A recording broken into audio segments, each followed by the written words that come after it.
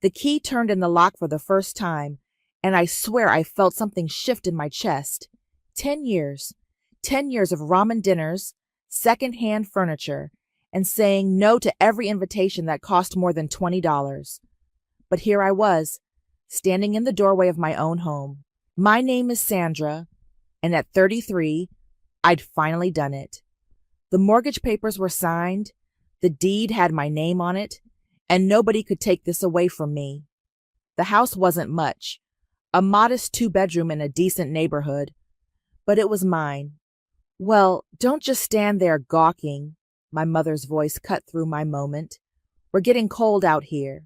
I stepped aside to let them in. Mom, my brother Forrest, and his fiancée Jayla filed past me into the living room. I'd invited them for dinner to celebrate, thinking maybe this time would be different. Maybe this time they'd actually be proud of me. It's smaller than I expected, Jayla said, running her finger along the mantelpiece like she was checking for dust. But I guess it's cozy. It's perfect for Sandra, Forrest added, that patronizing tone he'd perfected since childhood. Not everyone needs a big place, right? I forced a smile. The kitchen's through here. I made your favorite, Mom. That casserole with the... It's a shame you bought this house, Mom interrupted, settling into my new armchair like she owned it. We really needed that money for Forrest's wedding. The words hit me like a slap. I stood there, oven mitt still on my hands, staring at her. Excuse me? Well, you know how expensive weddings are these days, she continued, not even looking at me. And Forrest's been counting on family support. I just think it's selfish to spend all that money on yourself when your brother needs help. Forrest shifted uncomfortably. Mom, we didn't ask. You shouldn't have to ask, she snapped. Family helps family. That's what we do. I set the casserole down harder than necessary. I worked for 10 years to save for this house. 10 years, Mom. And now you have it, she said with a shrug. But Forrest only gets married once. This house will always be here. Jayla perked up. Actually, we've been looking at venues, and there's this gorgeous place in the mountains that would be absolutely perfect. It's a little over budget, but how much over budget? I asked, though I already knew I'd regret it. Only about $15,000, she said, like it was pocket change, which is nothing compared to what you probably spent on this place. I looked at Forrest, waiting for him to say something, anything. He was studying his phone like it held the secrets of the universe. Forrest? He finally looked up. I mean, if you wanted to help out, that would be amazing, but no pressure. No pressure. Right. I just closed on this house 3 days ago, I said slowly. I have exactly $400 in my checking account and a mortgage payment due in 3 weeks. Well, you could always take out a home equity loan, Mom suggested. That's what houses are for, building wealth for the family. I stared at her. This woman who'd raised me, who'd supposedly loved me, was sitting in my living room suggesting I mortgage my future for my brother's party. Dinner's ready, I said quietly. We ate in tense silence. Jayla kept taking pictures of her food, probably for Instagram. Forrest scrolled through his phone between bites. Mom criticized everything from the seasoning to the way I'd arranged the napkins. This is really good, Sandra, Forrest said suddenly, like he'd just remembered he was supposed to be nice to me. Thanks. You know, once we're married, you should come over for dinner more often. Jayla's an amazing cook. Jayla beamed. I make this incredible salmon dish that's to die for. Of course, we'll need to get a bigger dining set first. The one we have now only seats 4. That sounds lovely, I said, cutting my chicken with more force than necessary. After they left, I stood in my kitchen washing dishes and trying to process what had just happened. My mother had looked at my greatest achievement and seen only what it could do for her golden boy. My brother had nodded along like it was perfectly reasonable, and his fiancée had spent the entire evening cataloging everything she thought was wrong with my home.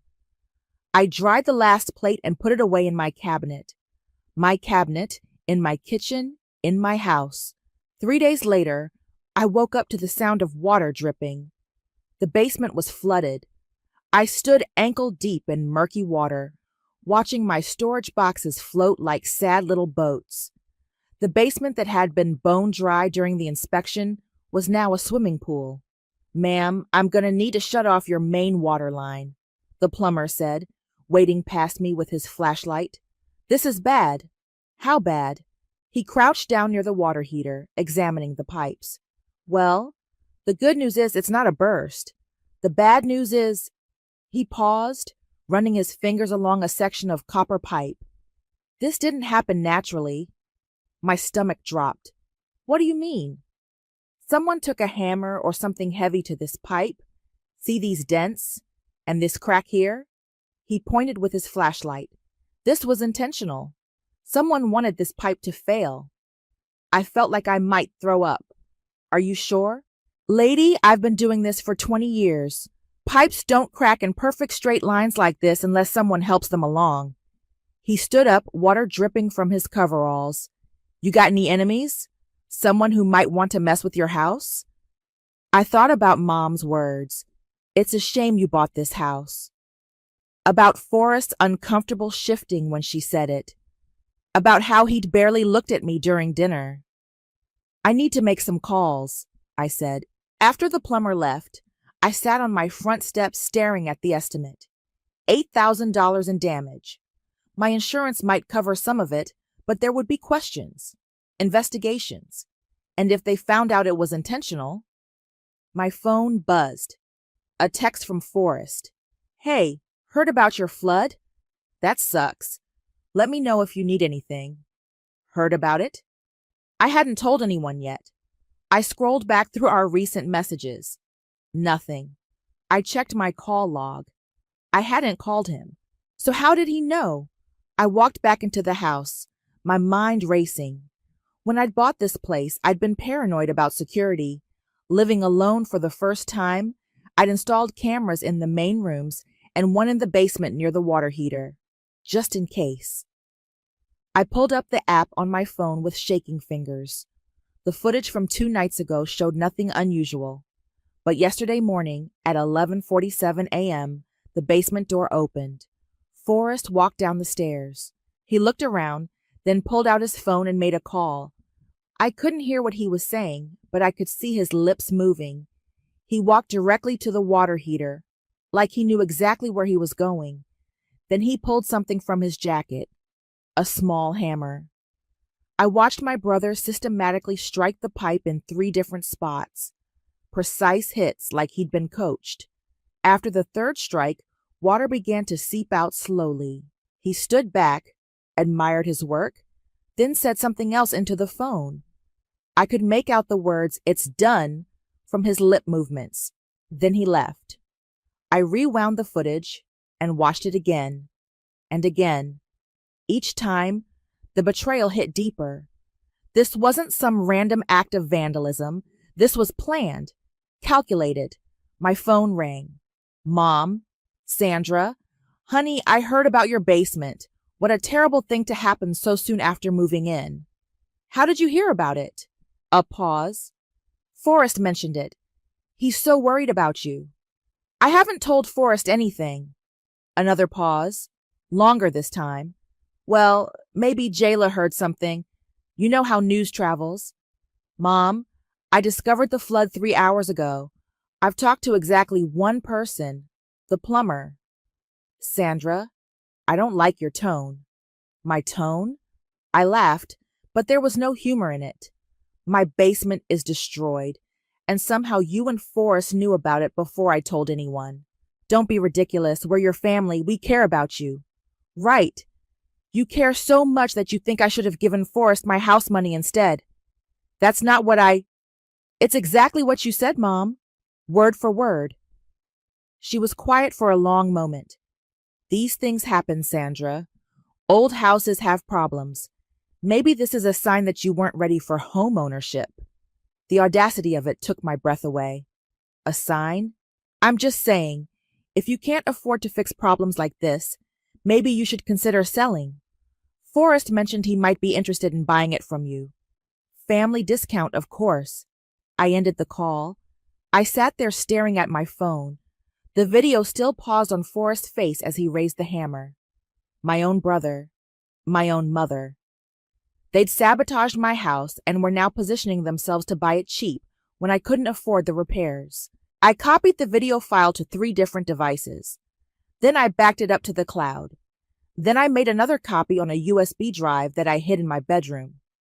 For the first time in days, I smiled. Sunday dinner at Mom's house. Same routine I'd followed for years, except now I sat at the table knowing exactly what kind of people I was eating with. Sandra, you look tired, Mom said, passing the mashed potatoes. All this house stress must be getting to you. I'm managing, I replied, spooning potatoes onto my plate like nothing had changed. Forrest cleared his throat. Actually, I've been thinking about your situation. Maybe I could help you out. Oh? Well, Jayla and I have been looking at houses anyway. If you wanted to sell, I could probably take it off your hands. Save you the realtor fees. Jayla nodded enthusiastically. It would be perfect for us as a starter home, and you wouldn't have to deal with all those repair headaches. I took a bite of pot roast. That's so generous of you both. Family helps family, Mom said, echoing her words from my dinner party. Speaking of family, Forrest said, we've decided to expand the guest list for the wedding. Jayla's sorority sisters, some of my college buddies. It's going to be amazing. How exciting, I said. I'm sure it'll be beautiful. The only thing is, Jayla jumped in, with the bigger guest list, we need a bigger venue, and the catering costs are going up, but it's worth it for our special day. Forrest reached across the table and squeezed my hand. I know things are tight with your house situation, but if you could help out even a little bit, it would mean everything to us. I looked down at his hand on mine, the same hand that had held the hammer. How much are we talking about? Maybe 20,000, Jayla said hopefully. I know it sounds like a lot, but $20,000. I let the number hang in the air. You could get a home equity loan, Mom suggested. Banks love giving those out.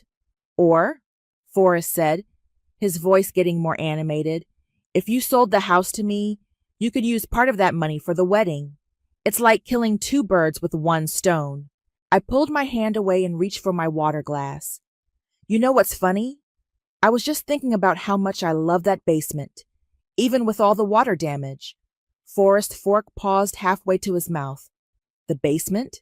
Yeah, it's got such character. And the security camera down there caught the most interesting footage. The table went very quiet. Security camera? Mom asked. Oh, yes. I had them installed when I moved in. You can never be too careful these days. I smiled at Forrest. The one by the water heater has an excellent view. Jayla looked confused. View of what? Everything, I said simply. Forrest set down his fork. Sandra, what are you getting at? Nothing at all. I'm just saying it's amazing what technology can capture these days. Every detail, every face, every deliberate action. Mom's face had gone pale. I think you're being paranoid, honey. Am I? Because I've been getting the strangest calls from neighbors. Apparently there's been some gossip going around about me being unstable and resentful. Funny how these rumors started right after my housewarming dinner.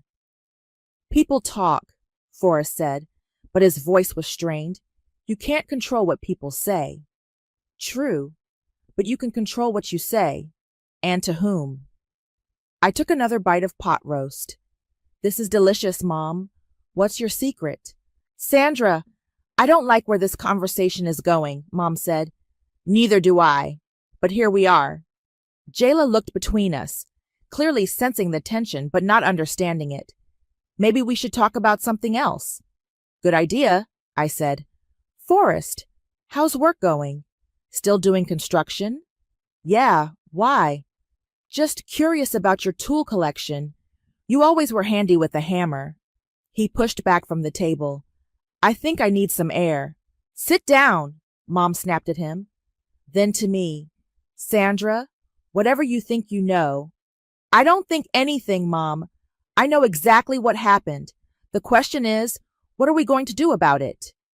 You're being ridiculous, Mom said, but her hands were shaking as she reached for her wine glass. Am I? Because my insurance company is very interested in my security footage. They love having clear evidence when investigating claims. Forrest sat back down heavily. Look, Sandra. No, you look. I set down my fork and leaned forward. I worked 10 years for that house. 10 years of saving every penny, eating ramen, wearing the same clothes until they fell apart. And you destroyed it because you wanted wedding money. That's not, Jayla started. It's exactly what happened. And now you're sitting here asking me to take out a loan to pay for your party after you sabotaged my home. The room was dead silent except for the ticking of Mom's kitchen clock. What do you want? Mom finally asked. I smiled and picked up my fork again. Right now, I want to finish this delicious dinner with my loving family. My phone buzzed. A text from an unknown number. This is regarding your property complaint filing. Please call to discuss your case. I showed them the screen. Looks like someone filed a complaint about my property standards, trying to get the city to force me to sell. I looked directly at Forrest. Any idea who might do something like that? He wouldn't meet my eyes. Well, I said, standing up and grabbing my purse. This has been lovely, but I should get home. I have some very interesting phone calls to make. Aunt June's house always smelled like lavender and fresh bread. She opened the door before I could knock, like she'd been watching for me. Well, look what the cat dragged in, she said, pulling me into a hug. You sounded upset on the phone. I need to talk to someone who won't lie to me. She studied my face with those sharp eyes that miss nothing. That bad, huh? Come on, I just made tea. We settled into her living room, the same floral couch she'd had for 20 years. June poured tea from a china set that probably cost more than my car. So, she said, settling back with her cup, what's Veronica done now? How do you know it's about Mom? Honey, you only get that particular look when you're dealing with your mother. I've seen it since you were 12 years old. I took a sip of tea, trying to figure out where to start. Do you think I'm selfish for buying my house? June nearly choked on her tea. Selfish? For buying your own home with your own money? Mom thinks I should have given the money to Forrest for his wedding instead. Of course she does. June set down her cup with a sharp clink. Let me guess. She said something about family helping family? Word for word. That woman has been using that line to manipulate people for 40 years. She used it on me when she wanted money for Forest College. Used it on your father before he finally had enough and left. I looked up sharply. She asked you for money for Forest College? $20,000. Said it was a family investment in his future. June's voice was bitter. I gave it to her because I'm an idiot. You know how much he thanked me? 0. Because he never knew I paid for half his education. She never told him? Of course not. Then he might feel obligated to someone other than her. June leaned forward. Sandra, your mother has spent your entire life making sure you knew you came second to that boy. And now she's angry because you finally did something for yourself. The words hit harder than I expected. I just wanted her to be proud of me. Just once. Oh, sweetheart. June reached over and squeezed my hand. She is proud of you. That's the problem. What do you mean? You think she doesn't see how hard you've worked? How you've built a life without needing anyone? She sees it, and it terrifies her. Because if you don't need her, she can't control you. I stared into my teacup. There's more. I figured there might be. I told her about the basement, about the security footage, about the property complaint and the rumors. June listened without interrupting, her expression growing darker with each detail. That little bastard, she said when I finished. And Veronica helped him plan it? I heard her voice on the phone when he was down there. June stood up and started pacing. 40 years I've watched that woman poison everything she touches. But this? She turned to face me. This is criminal. I have proof. Good. What are you going to do with it? I don't know yet. June sat back down, her voice gentler now. Can I tell you something about your mother? Something I probably should have told you years ago? I nodded. When you were born, she was furious. Not at you, but at the situation. She'd had Forrest, and he was perfect in her eyes. Then you came along, and you were— June paused, choosing her words carefully. You were different, quieter, more observant. You didn't need her the way Forrest did. So she decided I wasn't worth her time? No, she decided you were a threat. Even as a baby, you were more independent than Forrest. You slept through the night earlier, walked earlier, talked earlier. And every milestone you hit made her realize that you might not need her forever. I felt tears building behind my eyes. So she made sure I knew I wasn't the favorite. She made sure you knew your place, and your place was always supposed to be supporting Forrest. June's voice was fierce now, but you broke the pattern. You got educated, got a good job, bought a house. You proved you didn't need her approval to succeed. And now she's trying to tear it all down. Because if you can make it without her, what does that say about Forrest? He's 28 years old and still running to mommy for money. My phone buzzed. A text from Forrest. We need to talk. Can you come over tonight? I showed June the message. Don't go, she said immediately. Whatever they're planning, it's not good. I have to face them eventually. Not alone, you don't. June stood up. I'm coming with you. June, you don't have to. Yes, I do. I've been watching Veronica bully you for 30 years, and I've kept my mouth shut because I thought it was family business. But this isn't family business anymore. This is war. She walked to her kitchen and came back with a small digital recorder. What's that for? Insurance, she said, slipping it into her purse. If they want to talk, let's make sure we remember every word. I didn't go to Forrest that night. Instead, I called my coworker Corbin. Sandra, it's almost 9. Everything okay? I need a favor, a big one. Shoot.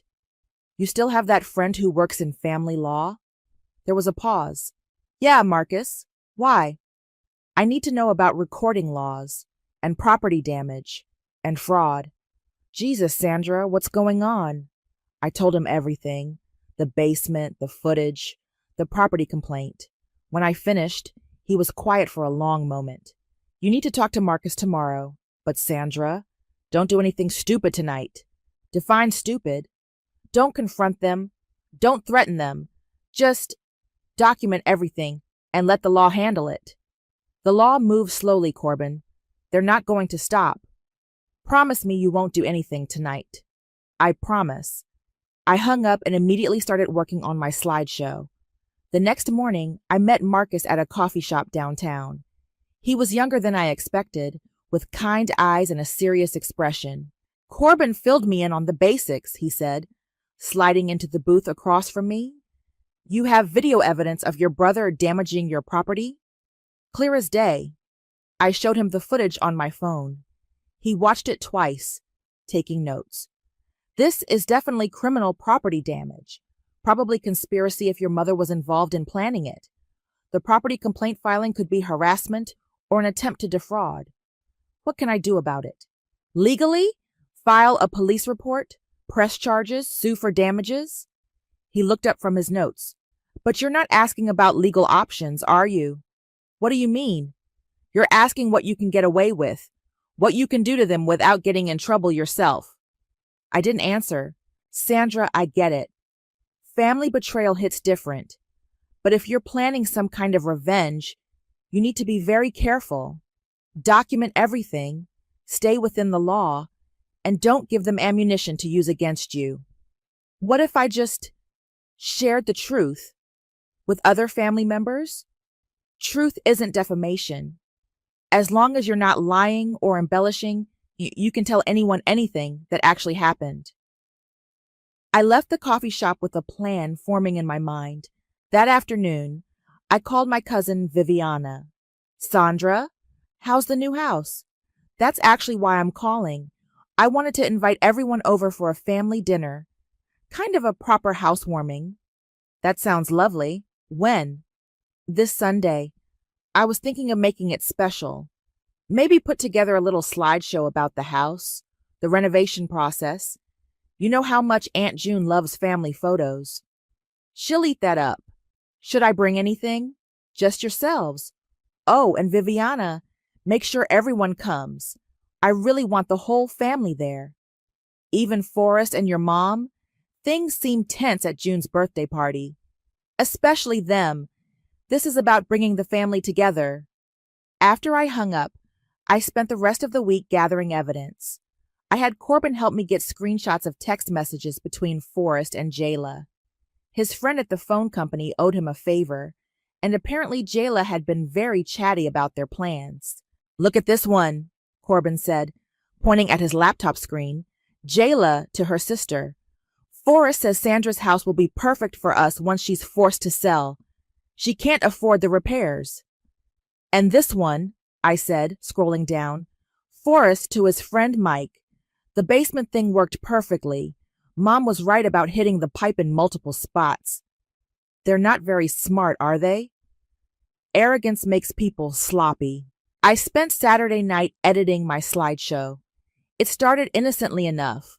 Photos of me painting walls, installing fixtures, arranging furniture, happy music, cheerful transitions.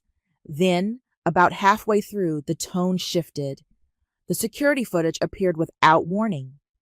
Clear, time-stamped video of Forrest entering my basement with purpose. The audio was perfect. You could hear him talking to Mom on speakerphone. Are you sure about this? Her voice came through clearly. What if she finds out? She won't. And even if she does, what's she going to do? Call the cops on her own family? Just make sure you hit it in the right spots. It needs to look like normal wear and tear. The footage showed him examining the pipe, then striking it methodically. 3 precise hits, exactly where Mom had told him. It's done, he said into the phone. Should start leaking in a day or two. Good. Maybe this will teach her that family comes first. I added the text messages as slides after the video. Screenshot after screenshot of them planning my downfall, celebrating my misfortune, and plotting to buy my house cheap. The final slide was simple. Family comes first. But which family? Sunday morning, I cleaned the house until it sparkled. I cooked all afternoon. Roast beef, mashed potatoes, green beans, fresh rolls. The dining room table was set with my grandmother's china, candles flickering in the center. At 5 o'clock, they started arriving. Viviana and her husband, Uncle Robert and his wife, Aunt June, who gave me a knowing look as she handed me a bottle of wine. Everything ready, she whispered. Everything. Forrest and Jayla arrived fashionably late, followed by Mom. They all complimented the house, the food, the ambiance. Forrest even hugged me. This is really nice, Sandra. I'm glad we're all together. Me too, I said, smiling. I have something special planned for after dinner. Oh? Mom asked. A little slideshow about the house. I thought everyone might enjoy seeing the journey. That sounds wonderful, Viviana said. I love family presentations.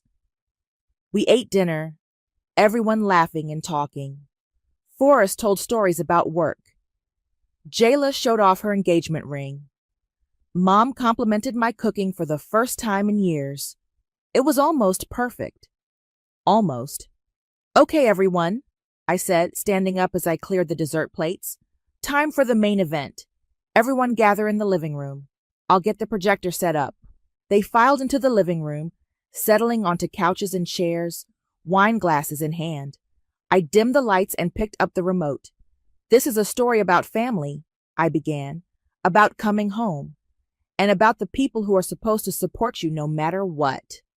I pressed play. The first few minutes played exactly as I'd planned. Photos of me painting walls, installing light fixtures, arranging furniture. Everyone smiled and made appreciative comments. Oh, Sandra, you did such a beautiful job, Viviana said. The kitchen looks amazing, Uncle Robert added. Forrest was relaxed, arm around Jayla on the couch. Mom sat in the armchair, wine glass in hand, actually looking proud for once. I love seeing the transformation, Jayla said. It's like those home improvement shows. Just wait, I said. It gets more interesting. The music shifted from cheerful to somber. The photos changed from renovation shots to the flooded basement. Everyone leaned forward. Oh no, Viviana gasped. What happened? Water damage, I said simply. But here's the interesting part. The security footage began playing. Crystal clear, time-stamped video of my basement door opening. Forrest appeared on screen, looking around carefully before pulling out his phone. The room went dead silent. Sandra, Mom said slowly, what is this? Just watch. Forrest's voice came through the speakers, talking to someone on the phone. Yeah, I'm here. Where exactly should I hit it? Mom's voice responded clearly. Near the joints. 3 spots should do it. Make sure it looks natural. Jayla's hand flew to her mouth. Oh my God! On screen, Forrest pulled a hammer from his jacket and approached the water pipe. He examined it carefully, then struck it precisely where Mom had instructed. Forrest, Uncle Robert said, his voice barely a whisper. It's done, Forrest said into the phone on the video. Should start leaking in a day or 2. Good, Mom's voice replied. Maybe this will teach her that family comes first. I paused the video. The room was so quiet I could hear the refrigerator humming in the kitchen. Forrest stood up abruptly. Sandra, I can explain. Sit down, Aunt June said sharply. Let her finish. There's more, I said, advancing to the next slide. Text messages. Screenshot after screenshot filled the screen. Aren't Jayla's messages to her sister about how they'd get my house cheap? Forrest's text to his friends about the basement thing working perfectly.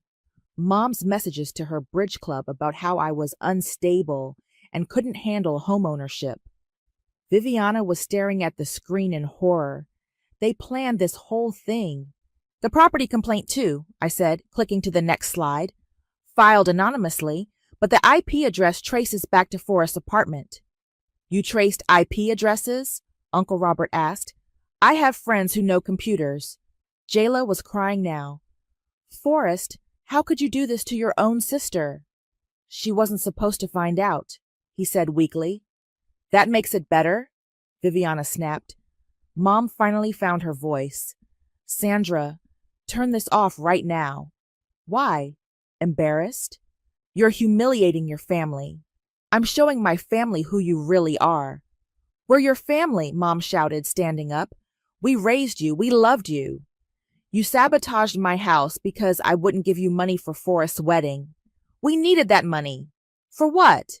A party? While I'm supposed to live in a flooded basement? Aunt June stood up slowly.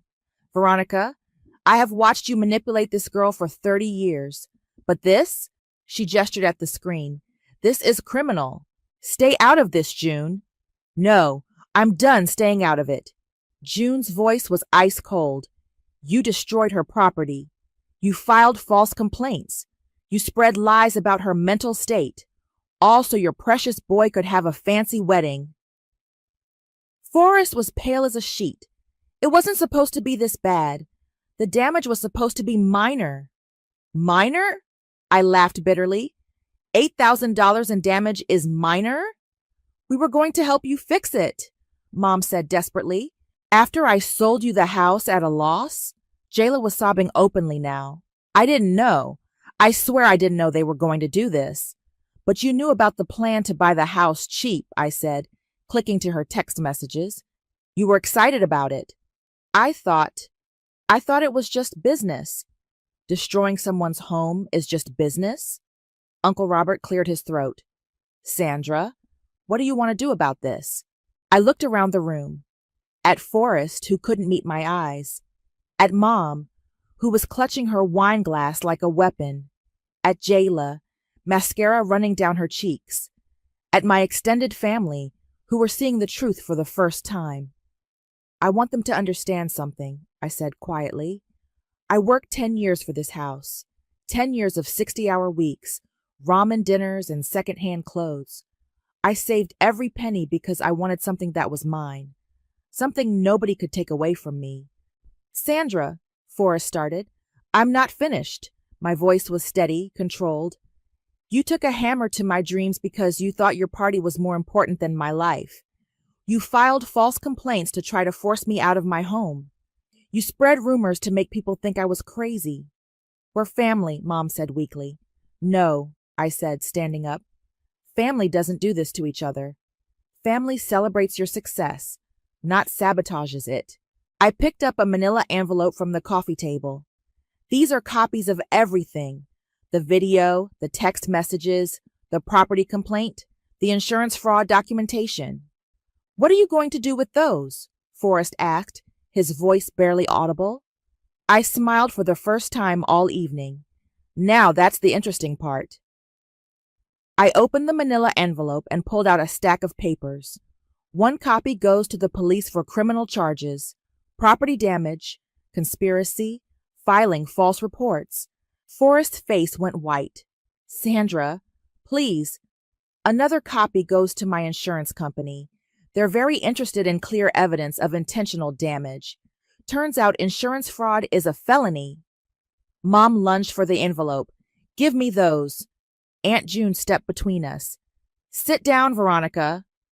And this copy, I continued, holding up another set, goes to the housing authority. They take false complaints very seriously, especially when someone tries to manipulate city resources for personal gain. You're destroying your own family, Mom said, her voice shaking. I'm not destroying anything. I'm just showing everyone what you already destroyed. Jayla was hyperventilating. Forrest, do something. What am I supposed to do? He snapped at her.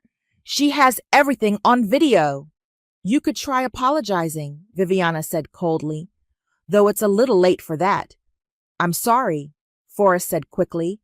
Sandra, I'm so sorry. It was stupid. I was desperate. Desperate for what? A bigger wedding? Jayla wanted... Don't you dare blame this on me, Jayla screamed. You told me your sister was being selfish. You said she owed you.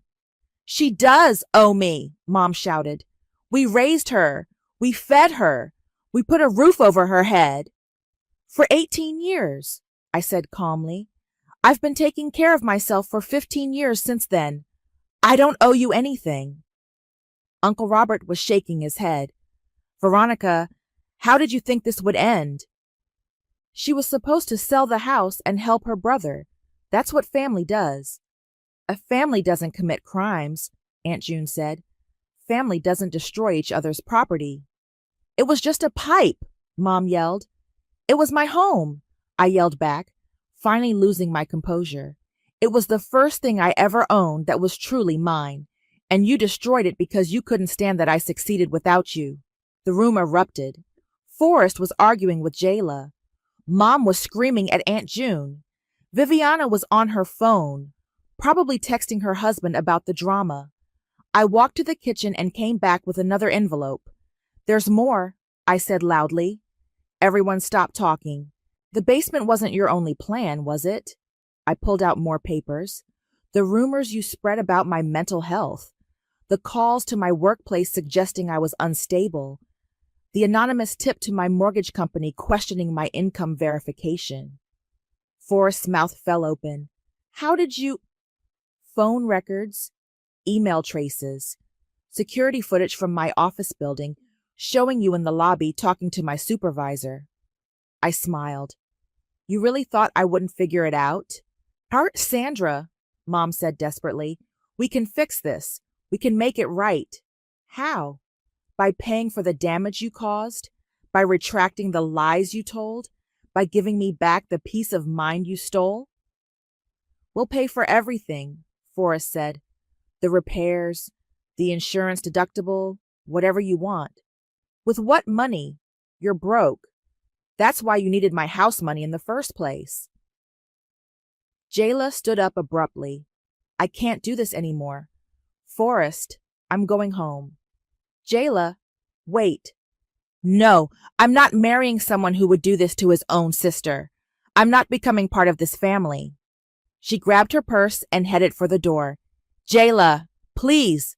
Forrest chased after her. We heard the front door slam, then a car engine starting. Look what you've done, Mom said to me. You've ruined his engagement. I ruined his engagement? I laughed. He ruined his engagement when he took a hammer to my basement. He was trying to help you by destroying my property, by showing you that you needed family. Aunt June stood up. Veronica, I've heard enough. You're delusional. Don't you start with me, June. I'll start, and I'll finish. You've spent 30 years poisoning this family against Sandra because she didn't need you the way Forrest does. And now you've committed actual crimes because you can't stand that she's successful. She's not successful. She's selfish. She bought a house with her own money. How is that selfish? Because she should have helped her brother. Her brother is 28 years old, Viviana shouted. He should be helping himself. Forrest came back in looking defeated. She's gone. She won't answer her phone. Good, I said. She deserves better than this family. Sandra, please, he said, tears in his eyes. I'll do anything. I'll pay you back. I'll confess to the police myself. Just don't press charges. I looked at him for a long moment. My little brother, who I'd protected from bullies in school, who I'd helped with homework, who I'd lent money to more times than I could count. You know what the worst part is? I said quietly. I would have helped you. If you just asked me honestly, explained your situation, I would have found a way to help with the wedding. You would have? Of course I would have. You're my brother. But instead, you decided to destroy my life to get what you wanted. I walked to the mantelpiece and picked up a certified letter. This is a restraining order. You're not allowed within 500 feet of my house or my workplace. Sandra. And this, I said, holding up another document, is a civil lawsuit for damages, emotional distress, and punitive damages. My lawyer thinks we can get triple damages because it was intentional. Mom was crying now. You're destroying your own family. No, Mom. You destroyed it the day you decided I wasn't worth as much as Forrest. I'm just making sure everyone else knows it too. I looked around the room at my extended family. Thank you all for coming. I think you've seen enough. One by one, they filed out. Uncle Robert patted my shoulder. Viviana hugged me tight. Aunt June was the last to leave. I'm proud of you, she whispered. It's about time someone stood up to her. After they left, I sat alone in my living room, surrounded by the evidence of my family's betrayal. The house was quiet except for the sound of my own breathing. For the first time in weeks, I felt free. The doorbell rang on a Tuesday morning 3 weeks after the dinner. I opened it to find Forrest standing on my porch, looking like he hadn't slept in days. Sandra, please, can we talk? You're violating the restraining order. I know. I don't care. I need to tell you something. I kept the door mostly closed, my hand on my phone. You have 2 minutes. Mom's in the hospital. That stopped me cold. What happened? Stress-induced heart episode. She collapsed at work yesterday. His voice cracked. She keeps asking for you. I'm sure she does. Sandra, please. Whatever you think of me, whatever I did, she's still our mother. Our mother who helped you destroy my house. I know. I know what we did was unforgivable. But she's scared. The doctors say the stress from all this legal stuff is making her worse. I stared at him through the gap in the door. So you want me to drop the charges so Mom feels better? I want you to see her. Just once. Let her apologize. She had 3 weeks to apologize. She chose to hire a lawyer instead. The lawyer was my idea. I thought we could fight it. He ran his hands through his hair. I was wrong about everything. Yes, you were. Jayla left me. I know. Viviana told me. She said she couldn't marry someone who would hurt his own family. She was right. He looked up at me with red-rimmed eyes. I lost everything, Sandra. My fiancé, my relationship with you, Mom's health, all for a stupid wedding that's never going to happen. You didn't lose everything, Forrest. You threw it away. I know, God, I know. He was crying now. I've been thinking about it every day, about how I used to look up to you when we were kids, how you always protected me, and I repaid that by destroying the thing you worked hardest for. I opened the door a little wider. Why did you do it? Because Mom convinced me you owed us. She said you were being selfish, that family was supposed to come first. She made it sound like you were betraying us by not helping. And you believed her. I wanted to believe her. It was easier than admitting I was a 28-year-old man who couldn't afford his own wedding. He wiped his eyes. I was embarrassed, ashamed, and instead of dealing with that, I let her convince me that you were the problem. You took a hammer to my basement, Forrest. I know. I replay it every night. I see your face when you found the damage, and I hate myself for it. I studied his face. The arrogance was gone. The entitlement was gone. He looked broken. What do you want from me? Nothing. I don't deserve anything from you. I just want you to know that I'm sorry, really, truly sorry. And if seeing Mom would help you get closure or help her get better, maybe it's worth considering. My phone buzzed. A text from Aunt June. Veronica's asking for you. I'm at the hospital if you want to come. June's with her? She's been there since yesterday. She said someone needs to make sure Mom doesn't manipulate the nurses. Despite everything, I almost smiled. That sounds like June. Sandra, I know I have no right to ask you for anything, but could you at least think about it? I looked at my brother, really looked at him, the golden boy who'd never faced consequences for anything, who'd always gotten what he wanted because Mom made sure of it. He looked older now, tired, like he'd finally realized the world didn't revolve around him. I'll think about it, I said. Thank you. But Forrest? The charges stand. The lawsuit stands. What you did was criminal, and I'm not dropping it because Mom's sick. I understand. I wouldn't expect you to. He turned to leave, then stopped. For what it's worth, I'm proud of you. For the house, for standing up to us, for everything. I should have said that 10 years ago. After he left, I sat in my kitchen drinking coffee and thinking. My phone rang. Corbin. Hey, how are you holding up? Forrest just came by. Mom's in the hospital. Shit, you okay? I think so. He wants me to visit her. Are you going to? I don't know. Part of me wants to see if she'll actually apologize. Part of me thinks it's just another manipulation. What does your gut tell you? I thought about it. That I need to see this through, one way or another. Want me to drive you? Actually, yeah, that would help. An hour later, we were walking through the hospital corridors. Aunt June met us at the elevator. She's stable, she said without preamble, but she's been asking for you constantly. Fair warning, she's still Veronica. Don't expect a complete personality change. I'm not expecting anything. Good. That's the safest approach with your mother. We walked to room 314. Mom was propped up in bed, looking smaller and older than I'd ever seen her. When she saw me, her eyes filled with tears. Sandra, you came. I came. I'm sorry. I'm so sorry for everything. I pulled a chair next to her bed. Are you? Or are you sorry you got caught? She was quiet for a long moment. Both, I think. I'm sorry I hurt you, but I'm also sorry that my plan didn't work. The honesty surprised me. At least you're being truthful.